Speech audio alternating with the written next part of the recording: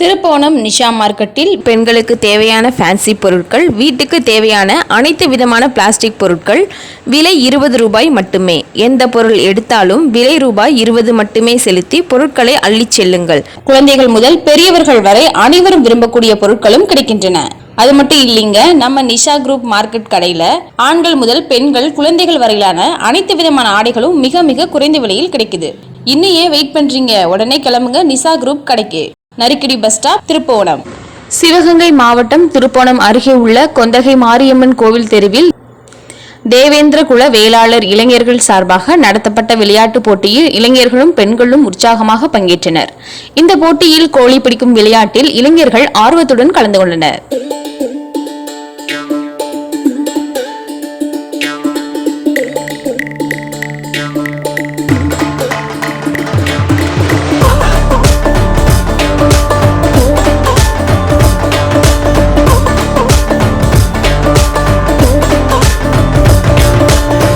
அதனைத் தொடர்ந்து தனது மனைவியை சுமந்து ஓடும் ஓட்டப்பந்தயத்தில் கலந்து கொண்டு அசத்தியுள்ளனர்.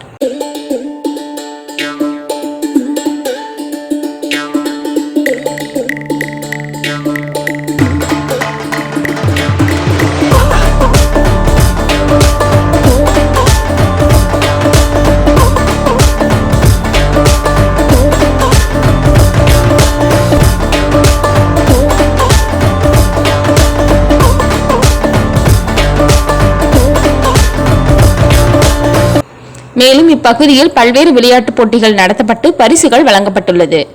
சிவகங்கை மாவட்டத்தில் புதுமையாக விளையாட்டுப் போட்டிகள் நடத்தி பொதுமக்கள் மத்தியில் பாராட்டை பெற்றுள்ளனர் இந்த இளைஞர்கள்.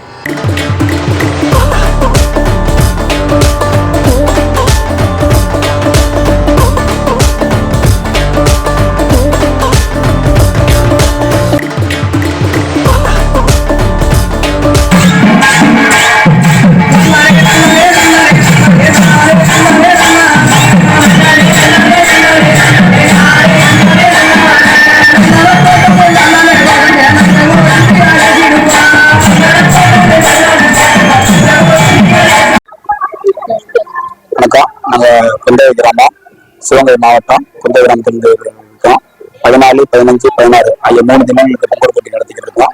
விழா எல்லா விழாக்களும் வித்தியாசமான விழாக்கள் நடத்திக்கிட்டு இருக்கோம். எந்த விதம் இல்லாமல் கோழி பிடித்தல், கணவன் மனைவிக்கு முத்தமிடுதல், கணவன் மனைவியை தூக்கிச் செல்லுதல், முட்டு உடைத்தல் சற்று வித்தியாசமா இருக்கும். கம்பல் அடிச்சு உடைக்கிறது இல்லை, ஓடி அந்த ஜம்ப் பண்ணி தலையில முட்டி உடைக்கணும். அப்படி வித்தியாசமான போட்டிகள் எல்லாம் நடந்துகிட்டு இருக்கு. பலூன்களை காலில் கட்டி அதை உடைத்தல் அப்படி போன்ற எண்ணற்ற போட்டிகள் நடைபெற்றுக் கொண்டிருக்கிறது. சீரும் சிறப்புமா எங்கள் ஊர் மக்கள் ஒத்துழைப்பு கொடுக்கறதுல இந்த போட்டிகள் ரொம்ப சிறப்பாக நடைபெற்றுக் கொண்டிருக்கிறது. எல்லா மேட்சும் நறுக்கி முடிஞ்சிருச்சு. நீ முட்டி உடைத்தல், இரவு நேரங்களில் ஆடல் பாடல், மனைவியை கணவன் தூக்கி செல்வது போட்டி ஆகிய போட்டிகள் இன்னும் நடைபெற உள்ளது. தினமலை செய்திகளுக்காக கிழக்கு மண்டல செய்தியாளர் கணேசமூர்த்தி. செய்திகளை உடனுக்குடன் தெரிந்து கொள்ள தினமுல்லை நியூஸ் தமிழ் சேனலை சப்ஸ்கிரைப் பண்ணுங்க.